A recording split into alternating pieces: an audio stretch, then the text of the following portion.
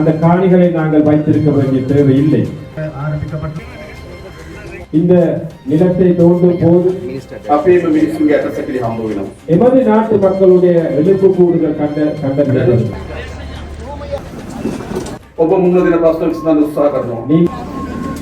காணிகளையும் நாங்கள் மக்களுக்கு வழங்குவதற்கு நாங்கள் தயாராக இருக்கிறோம். இங்கே வருகை தந்த வண்ணமுள்ள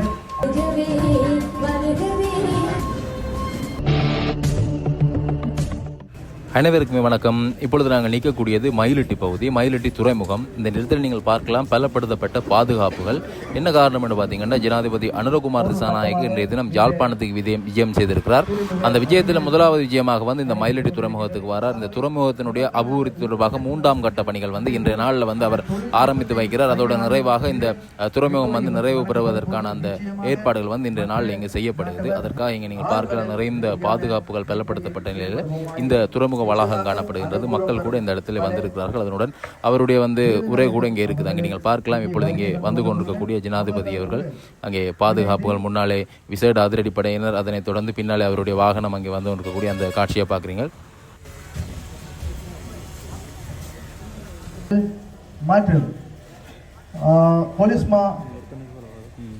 அந்த இடத்திலே அவருக்கான வரவேற்புகள் கொடுக்கப்பட்டு, அதாவது அவருக்கு அங்கே ஆளாத்திகள் எடுக்கப்பட்டு அந்த இடத்துல மாலைகள் போடப்பட்டு இந்த நிகழ்வு அந்த இடத்துல உத்தியோகபூர்வமாக இன்றைய தினத்தில் அதில் ஆரம்பித்து வைக்கக்கூடிய அந்த காட்சியில் நீங்கள் பார்க்கக்கூடியமாக இருக்கும். அதனைத் தொடர்ந்து மக்களுக்காக உரையாற்றக்கூடிய அந்த காட்சியில் நீங்கள் பார்க்கக்கூடியமாக இருக்கும். நிறைந்த பாதுகாப்பு.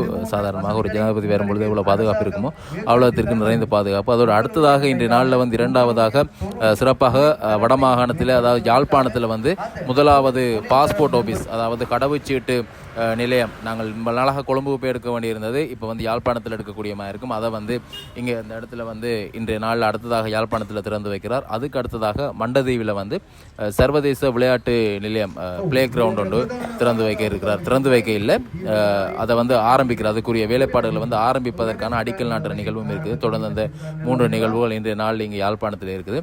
அப்படியாக நாங்கள் இன்றைய தினம் இங்கே இடம்பெறக்கூடிய இந்த காட்சிகளை பார்க்கலாம். இன்றைய நாளில் ஜனாதிபதி ஆற்றியிருக்கக்கூடிய அந்த உரை முழுமையாக இந்த காணொலியோட பின்னால் இருக்குது. நீங்கள் அதை பார்க்கக்கூடியமாக இருக்கும்.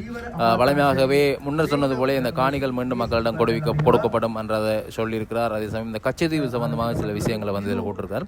அதே சம்பந்தமாக இந்த செம்மணி மனித புதைகுழி அல்லது எலும்புகள் தொடர்பாகவும் சில விஷயங்களை இதில் பேசியிருக்கிறார். அப்படியாக மக்களுடைய காணி மக்களுக்கே கொடுக்கப்படும் என்ற மாதிரியான பல்வேறு விஷயங்களை தொட்டு சென்றிருக்கிறார் அவருடைய அந்த உரையிலே. தொடர்ந்து நீங்கள் அந்த காட்சிகள் பார்க்கலாம்.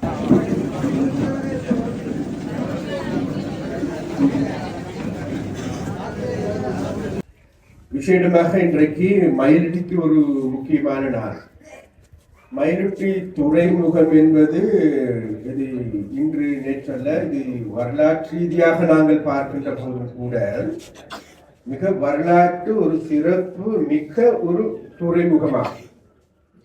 இது இதனுடைய நீண்ட நாள் கால வரலாற்றிலே இதற்கு யுத்தத்திற்கு முன்னரான எங்களுடைய மீனவ துறைமுகத்தை நாங்கள் பார்க்கின்ற பொழுது, இங்க இருக்கின்ற மீனவர்களுடைய பங்களிப்பை நாங்கள் பார்க்கின்ற போது, அந்த பங்களிப்பு என்பது உண்மையிலே இலங்கையிலே கூடுதலாக அதாவது 2வது ஸ்தானத்தில் இருந்த ஒரு துறைமுகமாகவும் அல்லது கடல் தொழிலை அல்லது மீன்களை பெற்றுக் கொடுக்கின்ற ஒரு நிறுவனமாகவே காணப்பட்டது.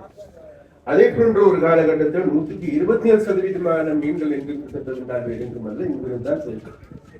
அப்ப அந்த வகையில் இந்த மீன்பிடி துறைமுகம் என்பது எங்களுக்கு மிகவும் முக்கியமானது. இருந்த போதிலும் கூட எங்களுக்கு இது ஒரு தெரியும். நாங்கள் விரும்பாவிட்டால் கூட கடந்த 30 வருடங்களுக்கு மேலாக நாட்டில் ஏற்பட்டு இருந்த நிலைமைகளின் காரணமாக எங்களுடைய துறைமுகத்தினுடைய நடவடிக்கைகள் உள்ளிட்ட எங்களுடைய மீனவர்களுடைய கடற்தொழிலாளர்களுடைய அனைவருடைய செயற்பாடுகளும் செயலிழந்து போயிருந்ததை காணக்கூடியதாக. அப்ப இன்று வரைக்கும் மீள முடியாத ஒரு நிலைமையும் காணக்கூடியதாக இருக்கு. அது மாத்திரமல்ல, இந்த பிரதேசத்தில் இந்த வகையான பல்வேறு பிரச்சனைகளும் இருக்கு. இங்க இருக்கின்ற காணிகள் சம்பந்தமாக எடுத்துக்கொண்டாலும் சரி, மீனவர்களுடைய கடல் வளங்கள் சம்பந்தமாக எடுத்துக்கொண்டாலும் கூட, இந்த கடல் வளங்களை பகிர்ந்து கொள்வதிலும் கூட பாரிய முரண்பாடுகள், குளறுபடிகள் அனைத்தும் நிறைந்து காணப்படுகின்றது. அது மாத்திரமல்ல, இந்த நிலைமையின் கீழ் எங்களுடைய பிரதேசத்தில் இருக்கின்ற மீனவர்கள் தங்களுடைய சட்டவிரோதமான மீன்பிடி துறைகளையும் பயன்படுத்துகின்ற போக்கும் காணப்படுகிறார். எது எவ்வாறான போதிலும் கூட எங்களுடைய அரசாங்கமானது உண்மையிலேயே இந்த நிலைமைகள் அனைத்தையும் ஒரு கட்டுப்பாட்டுக்கு கீழ் கொண்டு வந்து நாட்டையும் அல்லது எங்களுடைய துறைமுகத்தையும் எங்களுடைய கடற்கொள்ளையையும் ஒரு சீரிசைவான திசையை நோக்கி கொண்டு செல்ல வேண்டும் என நாங்கள் எதிர்பார்க்கின்றோம் நினைக்கிறோம். அப்ப அந்த வகையில் எங்களுக்கு ஒரு தேவை இருக்கிறது. இந்த நிலைமைகள் அனைத்தையும் கருத்தில் கொண்டு அந்த கருத்துக்கு ஏற்ப உண்மையிலேயே எங்களுடைய துறைமுகத்தை ஒரு முன்னேறிய துறைமுகமாக மாற்றுகின்ற வேலையை நாங்கள் முன்னெடுக்க வேண்டும். அந்த வேலையை முன்னெடுக்கின்ற போது நாங்கள் இந்த வடக்குக்கான அபிவிருத்தியை பற்றி பேசுகின்ற பொழுது எங்களுடைய ஜனாதிபதி அனுரகுமார் சாநாயக் அவர்கள் அடிக்கடி கூறுகின்ற விடயம் தான் வேறு எதுவுமல்ல. நாங்கள் அதாவது அபிவிருத்தி என்கின்ற ஒரு பேச்சு எடுப்படுகின்ற பொழுது அது கூடுதலாக வடக்குக்கு செல்ல வேண்டும் அல்லது யாழ்ப்பாணத்திற்கு செல்ல வேண்டும் என்கின்ற விடயத்தை அவர் கூடுதலாக பேசுவதற்கான காரணம் எதுவுமல்ல. கடந்த 30 வருடங்களுக்கு மேலாக எங்களுடைய உடற்காயங்களுக்கு மருந்து போடலாம். ஆனால் உடற்காயங்களால் பாதிக்கப்பட்டிருக்கின்ற மக்கள், அப்ப அந்த உடற்காயங்களால் பாதிக்கப்பட்டிருக்கின்ற மக்களுக்கு அன்பினாலே தவிர வேறு எதையும் மூலமாக அவர்களை திருப்திப்படுத்த முடியாது. அதாவது எங்க இருக்கின்ற எந்த அபிவிருத்தி வந்தாலும் கூட, எந்த வகையிலான காணி விடுவிக்கப்பட்டாலும் கூட, எந்த வகையில் பாதைகள் திறக்கப்பட்ட போதும் கூட, அப்போதும் கூட அவர்கள் மனங்களில் உணர்ந்து கொண்டிருக்கின்ற நாங்களுடைய கடந்த 30 வருட கால வரலாற்றில் கசப்பான அனுபவங்கள் இருக்கிறது. அப்ப அந்த கசப்பான அனுபவங்களை போக்கிட வேண்டும் என்பதே எங்களுடைய ஜனாதிபதியினுடைய நோக்கமாக குறிப்பிடார். அந்த வகையில் அவருடைய யோசனையின் கீழ் தான் நாங்கள் விசேடமாக இந்த 3ஆம் கட்ட வேலையை இந்த எங்களுடைய துறைமுகத்தை பூரணமான துறைமுகமாக மாற்றுகின்ற வேலைக்கு அடிக்கல் நாட்டுகின்ற விழாவாக இன்றைக்கு ஆரம்பமாகிறது. அந்த வகையில் இந்த வேலை திட்டத்தை முன்னெடுப்பதற்கு எங்களுடைய அரசாங்கம் என்ற வகையிலும் சரி, இங்கிருக்கின்ற மீனவர்களுக்கு நாங்கள் அழைப்பு விடுக்கின்றோம், கடல் தொழிலாளர்களுக்கு நாங்கள் அழைப்பு விடுக்கின்றோம். இப்பொழுது உருவாக போகின்ற இந்த துறைமுகம் என்பது உங்களுடைய துறைமுகம். இந்த துறைமுகத்தை கட்டி காத்து பாதுகாத்துக் கொள்ள வேண்டிய பொறுப்பு கடப்பாடு உங்களுக்குரியது. இது எங்களுக்குரியதல்ல, எங்களுடைய தனிநபர்களுக்கு சொந்தமானதல்ல, ஜனாதிபதிக்குரியதல்ல, அல்லது சந்திரசேகருக்குரியதல்ல, அல்லது எங்களுடைய ஆளுநருக்குரியதல்ல, மக்களுக்கு சொந்தமானது. அப்ப அந்த மக்களுக்கு சொந்தமான செயற்பாடுகளை ஆரம்பிக்கின்றோம். ஆரம்பிப்பது மாத்திரமல்ல, இது நாள் வரைக்கும் எங்களுக்கு பெரிதாக தொல்லை கொடுத்துக் கொண்டிருக்கின்ற இந்திய மீன்வழி படகுகளை கூட அகற்றுவதற்கு ஏதுவான நடவடிக்கைகள் நாங்கள் எடுக்கின்றோம்.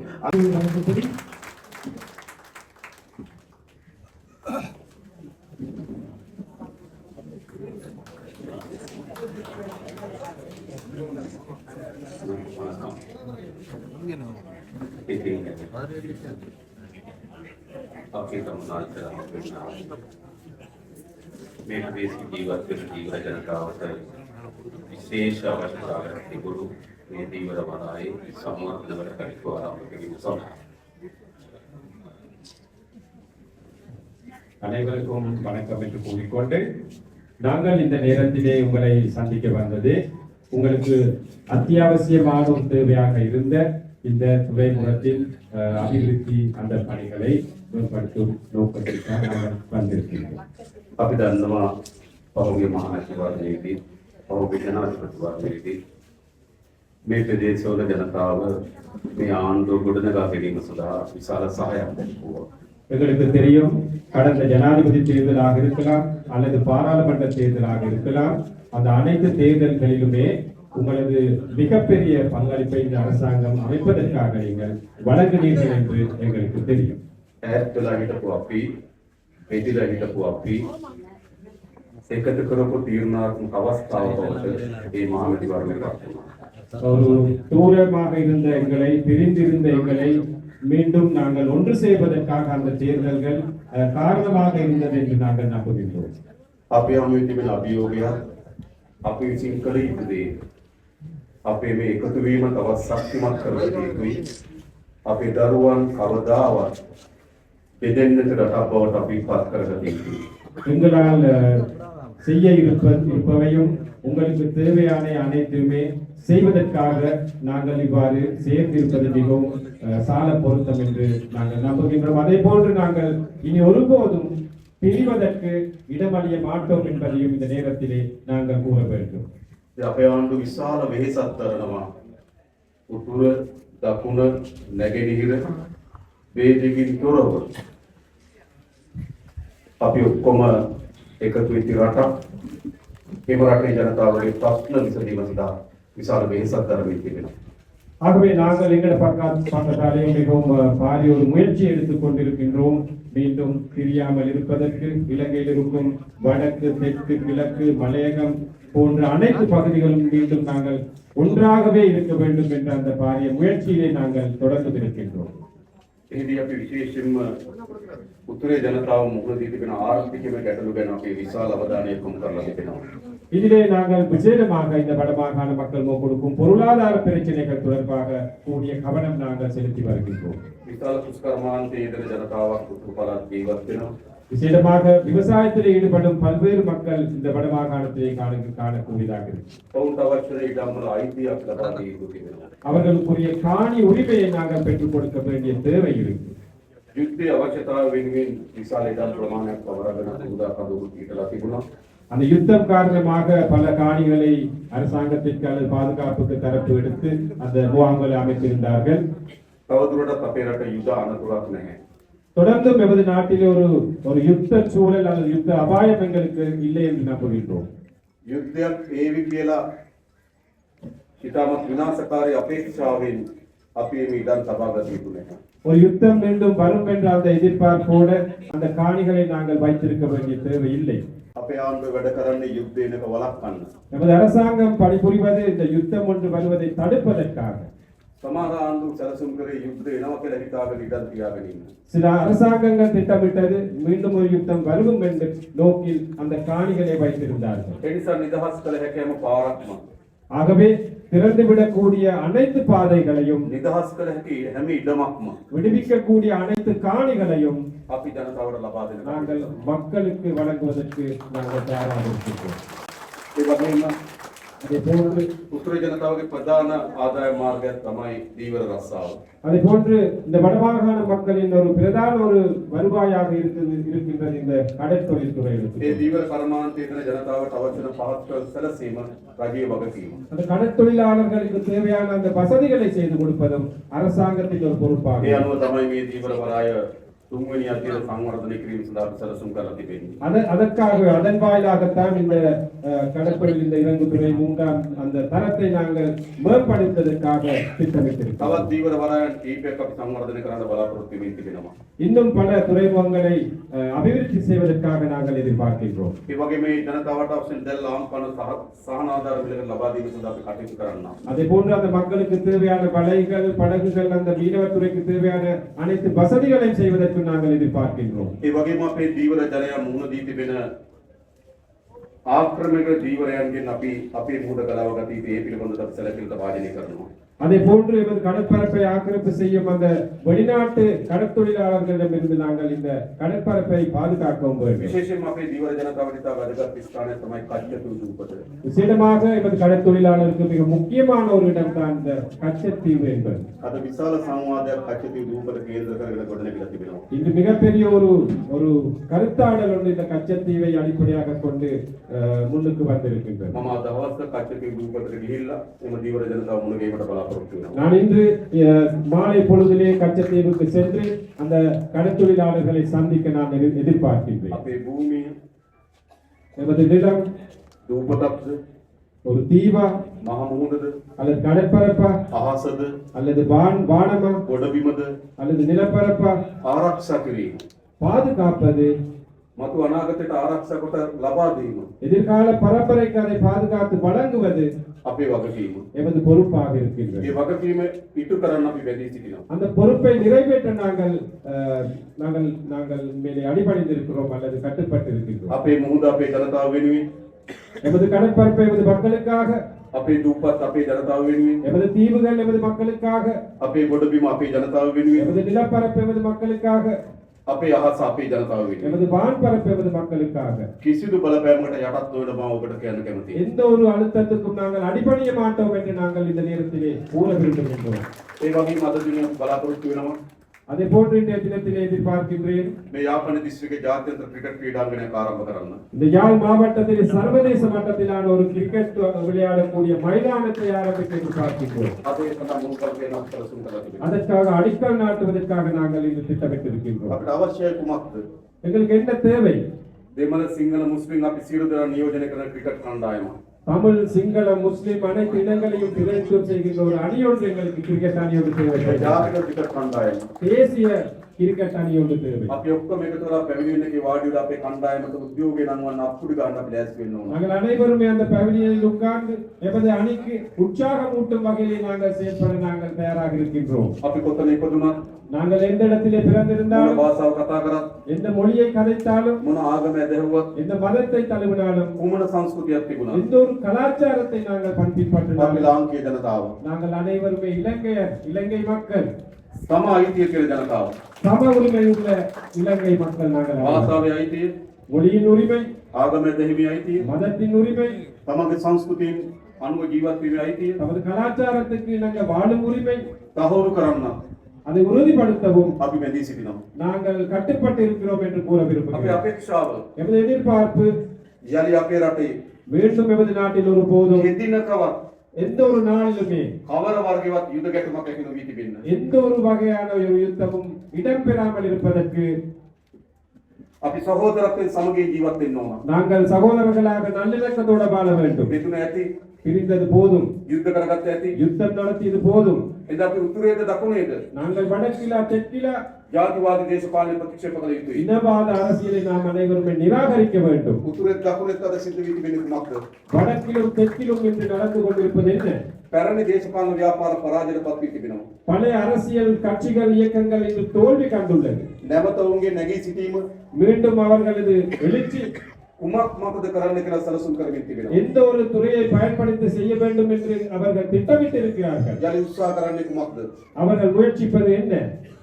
ජාතිවාදයේ මත යලි இனவாதத்தின் அடிப்படையிலே மீண்டும் දකුණ අවුස්සන්නත් தென்பகுதியை குழப்புவதற்கும் උතුර අවුස්සන්නත් வடக்கை குழப்புவதற்கும் සැලසුම් කරලා තිබෙනවා. திட்டமிட்டுக் கொண்டிருக்கிறார்கள். අපි ජනතාවගේ ඉල්ලා හිටිනවා. நாங்கள் மக்களிடம் கோரி நிற்கிறோம், කිසිදු ජාතිවාදී දේශපාලනයක ගොදුරු වෙන්න එපා. எந்த ஒரு இனவாத அரசியலின் இரையாக வேண்டாம். நீங்கள் ජාතිවාදී දේශපාලන ඇති වෙනකම් ප්‍රතිපාක විදපු ජනතාවක් අපි. இனவாத அரசியலின் ஊடாக எவ்வளவோ நாங்கள் கஷ்டப்பட்ட மக்களாக இருக்கின்றோம். ජාතිවාදී දේශපාලන ඇති තරම් අපි ලේහලලා තිබෙනවා. இனவாத அரசியல் காரணமாக நாங்கள் இவ்வளவு ரத்தத்தை තව சிந்திருக்கிறோம். දුරටත් කිසිදු තැනක ஒருபோதும் எந்த ஒரு இடத்திலுமே ජාතිවාදී ඇති නොවිය යුතුයි.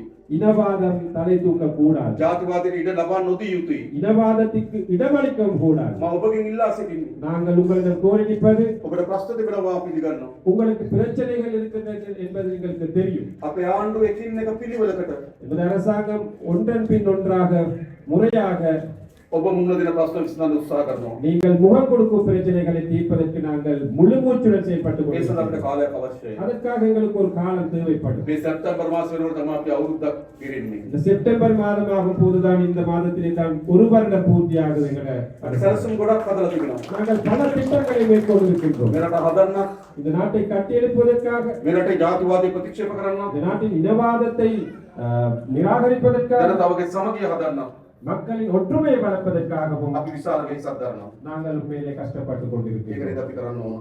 அதுதான் நாங்கள் செய்ய வேண்டும். අපි බෙදෙන්න ඕනද? நாங்கள் பிரிய வேண்டுமா? අපි යුද්ධ කරගන්න ඕනද? நாங்கள் யுத்தம் செய்து கொள்ள வேண்டுமா? අපි එක රටේ ඉපදිතු මිනිස්සු. நாங்கள் அனைவருமே ஒரு நாட்டில் பிறந்த பிரஜைகள். අපි එකට ඉන්න රටක් හදන්න ඕන. நாங்கள் அனைவருமே ஒன்றாக வாழக்கூடிய ஒரு நாட்டை විශේෂයෙන්ම கட்டியெழுப்ப යාපන පුස්තකාලය පිළිතැබීම. விசேடமாக யாழ் நூலகசாலை தீர்த்து கொளுத்திய சம்பவம் අපේ රට ඉතිහාසයේ ඉතාමත් පාපමීය කළු පැල්මක්. எமது நாட்டு வரலாற்றிலே மிகப்பெரிய ஒரு ஒரு பாவித்தனமான ஒரு செயலாக இருக்கிறது. ඒ කිසිසේත් ඉතිහාසයේ කවදාවත් සාධාරණ කරන්න පුළුවන් එකක් නෙවෙයි. அந்த சம்பவத்தை வரலாற்றில் ஒருபோதும் நியாயப்படுத்த முடியாது. මා දන්නා උතුරේ ජනතාව எனக்கு தெரியும், வடமாகாணத்தில் உள்ள மக்கள் පුස්තකාලයට ඇතුළු වෙන සෙරෙප්පු සපත්තු ගලවලා நூலகசாலைக்கு நுழையும் போது செருப்புகளை கலட்டி வைத்து தான் நுழைவோம். සාමාන්‍යයෙන් ආගමික ස්ථානවල තමයි මේ ඇතුළු වෙන්නේ. வளமையாக ஒரு மதஸ்தலங்களுக்கு தான் அப்படி நாங்கள் ඔබ එහෙම ඇතුළු වුණු පුස්තකාලයේ அவ்வாறு பயணித்த ஒரு நூலக சாலை මේ ජාතිවාදී ගිනිදැල් විසින් ගිනිතම විනාශ කරා. இனவாதிகளின் தேவைக்கேற்ப அதை தீயிட்டு கொளுத்தப்பட்டது. ඒවා ඉතිහාසයේ කවදාවත්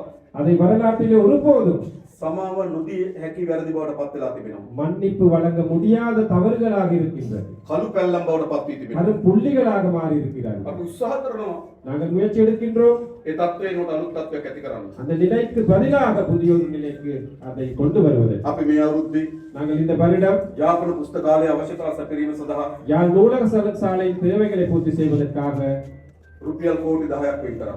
10 கோடி ரூபாய்களை நாங்கள் ஒதுக்கி இருக்கின்றோம். ඒ සංවර්ධන වැඩ ආරම්භ කරලා තිබෙනවා. அந்த அபிவிருத்தி வேலைகள் இப்ப நடந்து கொண்டிருக்கின்றன. අපිට අවශ්‍ය කරන ඉතිහාසයෙන් අත්දැකීම් අරගෙන எங்களுக்கு தேவை பழைய வரலாற்றிலே இந்த படிப்பினைகளை பெற்று පැරණි ඉතිහාසයෙන් පාඩම් ඉගෙනගෙන பழைய வரலாற்றிலிருந்து படித்துக் கொண்டு යලි එවැනි තත්ත්වයක් අපේ රටේ ඇතිවීම වලක්විය යුතුයි.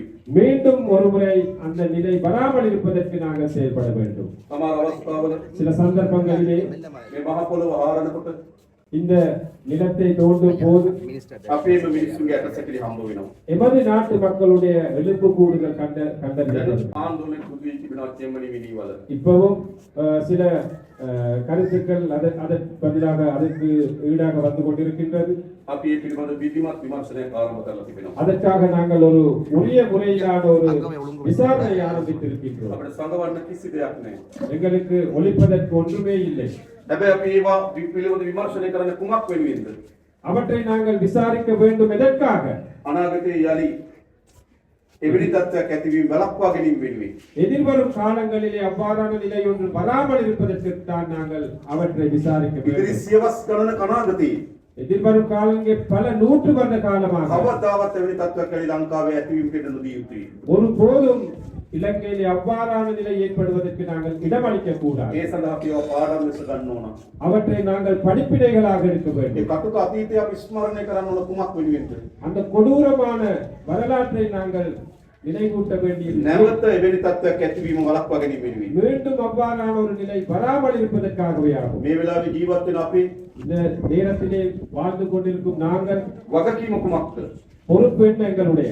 අනාගතයේ එවැනි තත්ත්වයක් ඇතිවීම වළක්වා ගැනීම. எதிர்வரும் காலங்களிலே அவ்வாறான நிலை வராமல் இருப்பதற்கு நாங்கள் செயல்படுவோம். ඒ වගේම අපේ රටේ පරිපාලන බිරුවේ அதே போன்று எமது நாட்டிலே நிர்வாகத்துறை எடுத்தால் විශාල ලෙස ගොඩනැගිලා තිබෙන කොළඹ කේන්ද්‍ර කරගෙන விசேடமாக கொழும்பை மையமாகத்தான் அது அமைந்திருக்கின்றது. අපි මේ පරිපාලන විවිධ උපරිම විමධ්‍යගත කරන්නේ ලක් කරනවා. நாங்கள் இந்த நிர்வாகத்துறையை உயர்ந்த பட்சத்திலே அதிகூடிய வகையில் எவ்வாறு நிர்வகிக்க கூடுமோ அந்த நிர்வாகத்தை பரவலாக்க செய்ய தயாராக இருக்கின்றோம். ඉස්සර ජනාධිපති අරමුදලෙන් යම් සහනයක් ලබා ගන්න කොළඹ යනවා. கடந்த காலங்களில் உங்களுக்கு தெரியும் ஜனாதிபதி நிதியத்திலே ஏதாவது பெற்றுக்கொள்ள வேண்டுமாக இருந்தால் கொழும்புக்கு செல்ல வேண்டும். අද ඔබගේ ප්‍රාදේශීය ලේකම් කාර්යාලයේදී කොහොම එක් කරගන්න පුළුවන්. இன்று உங்களது பிரதேச செயலகத்துக்கு சென்றால் அதை කොළඹ කියන පරිපාලන ගමට කියනවා. கொழும்பில் இருக்கும் அந்த நிர்வாகம் கிராம மட்டத்திற்கு கொண்டு வருவோம். පරිපාලන ඔබගේ ගම් දක්වාම අපි ව්‍යාප්ත කරනවා. அந்த நிர்வாகத்துறை உங்கள் கிராமத்திற்கு நாங்கள் நிர்வாகத்தை பரவலாக்க செய்வோம். පාස්පෝර්ට් එකක් හදා ගන්න කොළඹ යන්න ඕන.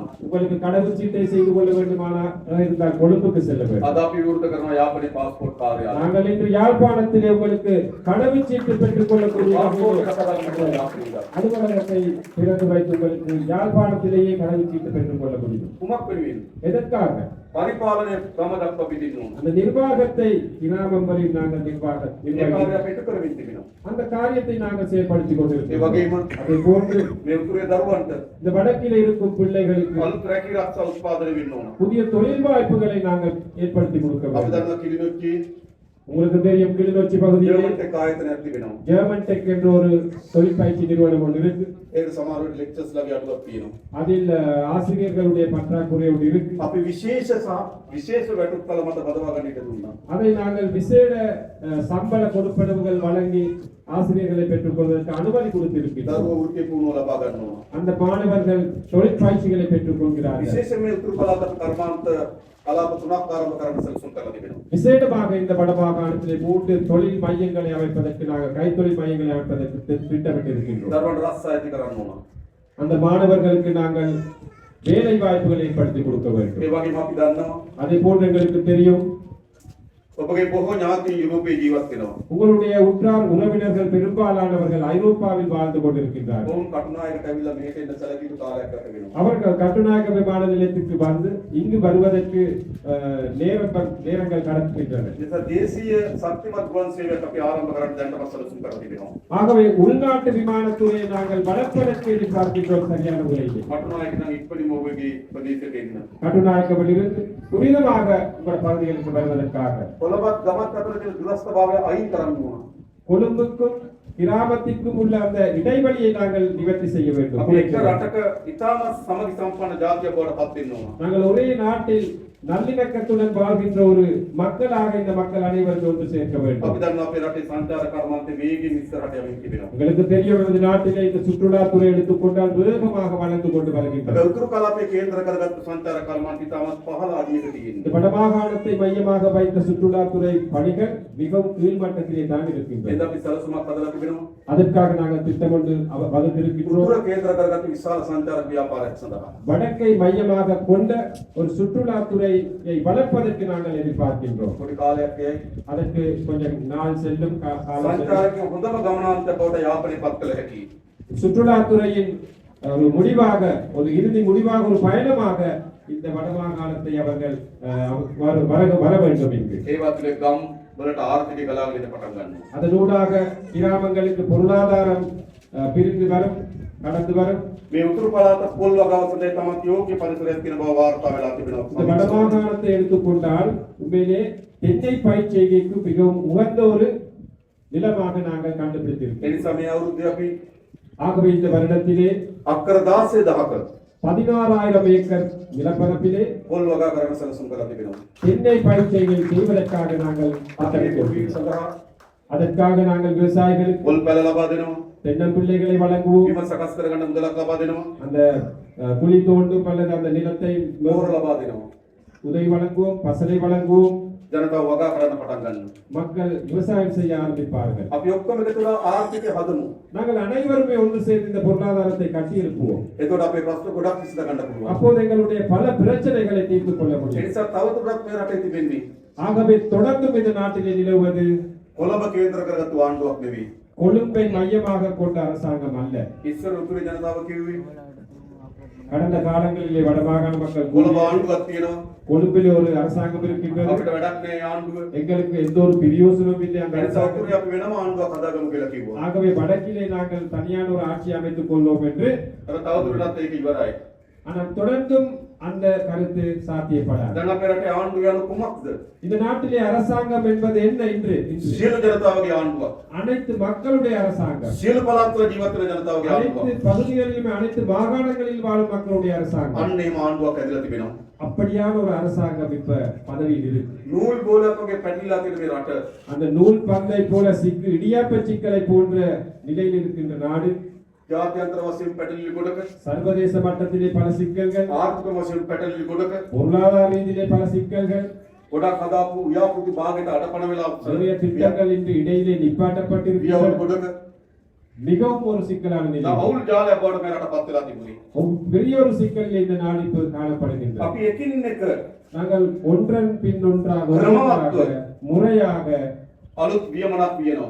புதிய ஒரு இதை நாங்கள் பின்னிக் கொண்டிருக்கின்றோம். අලුත් කලාලයක් වියනවා. புதிய ஒரு பாயை நாங்கள் பின்னிக் கொண்டிருக்கின்றோம். අපිට පුළුවන් ඔක්කොම එකතු වෙලා எங்களுக்கு முடியும், நாங்கள் அனைவருமே ஒன்று சேர்ந்து ඉතාමත් සුන්දර රටක් හදන්න. மிகவும் ஒரு இனிமையான ஒரு நாட்டை මේ වෙනුවෙන් මේ තබල්ලද පියවර ඉතාමත් அதற்காக நாங்கள் இன்று வைத்த இந்த அடி மிகவும் பலமாக. ඒ වෙනුවෙන් අපි දීවර ඇමතිතුමා, அதற்காக எமது கடற்தொழில் අපේ அமைச்சர், දීවර අමාත්‍යාංශ ලේකම්තුමා, எமது கடற்தொழில் அமைச்சின் செயலாளர், අපේ යාපන දිස්ත්‍රික්ක නියෝජනය කරන මන්ත්‍රීවරුන්, எமது யாழ்ப்பாணத்தை பிரித்தம் செய்யும் பாராளுமன்ற නියෝජනය உறுப்பினர், කරන මන්ත්‍රීවරුන් ஏனைய பாராளுமன்ற உறுப்பினர் නිරන්තරයෙන් ඔබත් එක්ක සමීප වෙමින් தொடர்ச்சியாக உங்களுடன் சேர்ந்து ඔබගේ ප්‍රශ්න විමසමින් உங்களுடைய பிரச்சனைகளை ஆராய்ந்து ඔබට කළ යුතු හැම දෙයක්ම உங்களுக்கு செய்யக்கூடிய அனைத்தையுமே ඉටු කිරීම සඳහා අපි කටයුතු කරනවා. நிறைவேற்றுவதற்காக நாங்கள் ඒ නිසා செயல்படுவோம். අපි එකට ஆகவே நாங்கள் ஒன்று சேர்ந்து ஒன்றாக අලුත් අනාගතයක බලාපොරොත්තු වෙමින් புதிய ஒரு எதிர்காலத்தின் எதிர்பார்ப்புடன் වැඩ කරමු කියලා ඉල්ලා සිටිමින් வேலை செய்வோம் என்று கோரிக்கொண்டு මම නතර වෙනවා.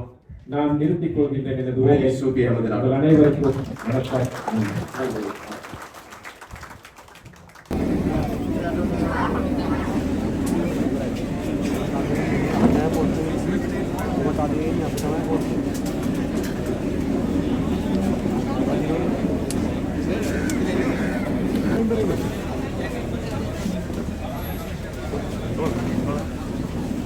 Gracias.